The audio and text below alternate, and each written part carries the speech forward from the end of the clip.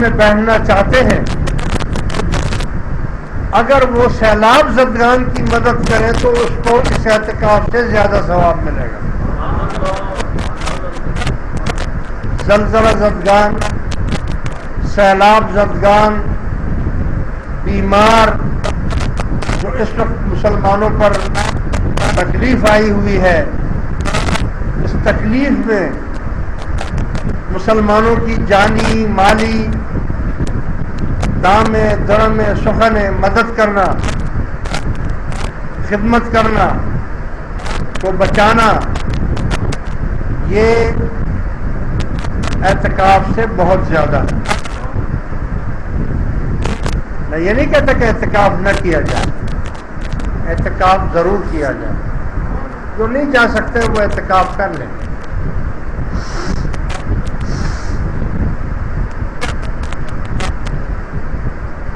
لیکن اگر آپ مسلمانوں کی خدمت کر لیں، مثلا ایک آدمی اعتکاف میں نہیں بیٹھ رہا لیکن اعتکاف والوں کی خدمت کر رہا ہے، ان کو کھانا لا کر دے رہا ہے، ان کو پانی لا کر دے رہا ہے، ان کے بیٹھنے کی جگہ صفائی کر رہا ہے، ان کے کپڑے دھو دے رہا ہے، ان کے چپل جوتی سیدھی کر رہا ہے، اس کا اجر اعتکاف والوں سے زیادہ ہے۔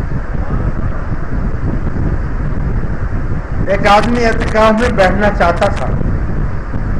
لیکن اس نے دیکھا کہ مسلمان مصیبت میں ہیں، سیلاب آ گیا ہے، وہ ان کو بچانے کے لیے چلا جاتا ہے،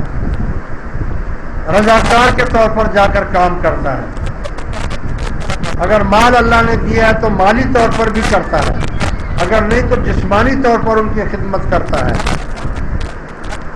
تو یہ اعتکاف سے زیادہ ہے۔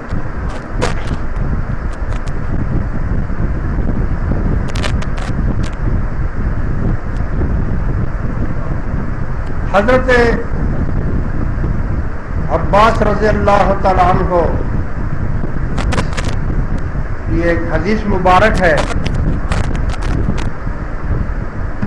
آپ فرماتے ہیں کہ رسول اللہ صلی اللہ علیہ وسلم نے فرمایا کہ اگر کوئی شخص ایک دن رات کا اعتکاف کرے اللہ کی رضا کے لیے، اللہ کی رضا اس کا مقصد ہو، اللہ تبارک و تعالی اس کے اور جہنم کے بیچ میں 3 خندقوں کا فاصلہ کر دیتا ہے۔ ایک خندق زمین سے لے کر آسمان تک ہوتی ہے، یعنی 500 برس کا راستہ، یعنی اگر کسی کے اوپر جہنم کا آرڈر بھی ہو جائے کہ جاؤ بھائی ان کو 500 سال کے لیے جہنم میں بھیج دو، تو جب وہ چلے گا اور اس نے ایک دن رات کا اعتکاف اللہ کی رضا کے لیے کیا ہوگا تو 3 خندقیں پار کر کے وہاں پہنچے گا، پتہ چلا کہ 500 سال کی تو سزا تھی اور 500 سال تو پہلے ہی خندق پار کرنے میں لگ گئے، لہذا کہیں گے بھائی ٹائم پورا ہو گیا، اس کا واپس کر دو۔ اگر کوئی شخص اللہ کی رضا کے لیے ایک دن کا اعتکاف کرے، ایک دن رات کا، اللہ تبارک و تعالی اس کے اور جہنم کے بیچ میں 3 خندقوں کا فاصلہ کر دیتا ہے۔ ایک ایک خندق کی لمبائی اور چوڑائی اتنی ہے جیسے زمین سے لے کر آسمان تک۔ آپ اندازہ لگائیں کہ یہ تو ایک دن اور رات کی اعتکاف کا ثواب ہے، لیکن حضور فرماتے ہیں کہ اگر کوئی شخص کسی مسلمان کے کام میں چلے پھرے، کسی بھی مسلمان کے کام میں چلے پھرے، اس کو اللہ تبارک و تعالی 10 سال کے اعتکاف کا ثواب عطا فرماتا ہے۔ یہاں تو حساب ہی ختم ہو گیا۔ یعنی کسی مسلمان کی خدمت کرنا 10 سال کے اعتکاف سے بھی زیادہ کا ثواب ہے، کسی بھی مسلمان کا۔ اگر کسی بھی مسلمان کی خدمت کرنا اتنا بڑا ثواب ہے تو مجھے یہ بتائیں، استاد کی خدمت اگر کر رہا ہے تو کتنا ثواب ہے؟ اگر ماں باپ کی خدمت کر رہا ہے تو کتنا ثواب ہے؟ اگر بہن بھائیوں کی خدمت کر رہا ہے تو اس کا کتنا ثواب ہے؟ اگر کوئی پڑوسی کی خدمت کر رہا ہے تو اس کا کتنا ثواب ہے؟ اگر کوئی محلے دار کی خدمت کر رہا ہے تو اس کا کتنا ثواب ہے؟ اور اگر کوئی اپنے مرشد کی خدمت کر رہا ہے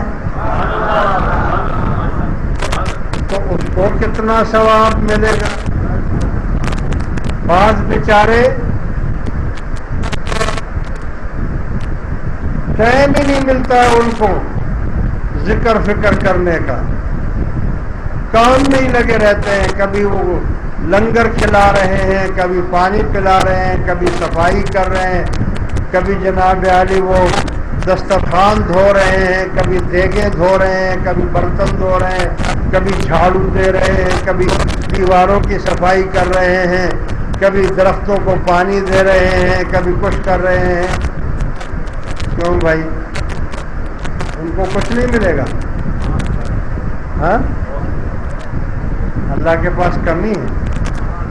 کوئی کمی نہیں ہے۔ لہذا میرے دوستوں، ہر سال تو یہاں پر جماعت اعتکاف میں بیٹھتے تھے، کہ چونکہ اس سال میں یہاں سے ٹرانسفر ہو گیا ہوں، دربار شریف وہاں چلا گیا ہوں، اور چونکہ اعتکاف مسجد میں ہی ہو سکتا ہے، باہر کسی اور جگہ نہیں ہو سکتا، اس لیے جو باہر کے لوگ ہیں وہ اگر اعتکاف میں بیٹھنا چاہیں تو وہاں بخاری مسجد میں میرے پاس آ جائیں اور وہاں پر شان کے پاس اپنا نام لکھوا دیں تاکہ سحری اور افطار آپ کو وہاں پہنچا سکیں، کیونکہ سارا لنگر کا سسٹم بھی وہاں ہو گیا ہے۔ لہذا اب آپ لوگ اعتکاف بھی وہاں کریں، اور ہاں، محلے والوں سے میری درخواست ہے کہ وہ یہاں پر اعتکاف کریں، کیونکہ کسی نہ کسی کا ہونا ضروری ہے۔ اگر 1-2 آدمی بھی اعتکاف میں بیٹھ جائیں گے تو پورے محلے والوں سے اس کا کفارہ ہو جائے گا، اور اگر ایک بھی نہ بیٹھا تو سارے گناہگار۔ یہ چند باتیں تھی جو میں نے آپ کی خدمت میں پیش کی ہیں۔ اس کے علاوہ میں نے آپ کو بتایا ہے کہ کل بروز ہفتہ حضرت سیدنا علی کرم اللہ وجہہ الکریم کی شہادت کا دن ہے، 21 رمضان ہے، اور جیسا ہر سال ہم ان کا عرس کرتے ہیں، اسی طرح اس سال بھی بعد نماز ظہر قرآن خوانی ہوگی،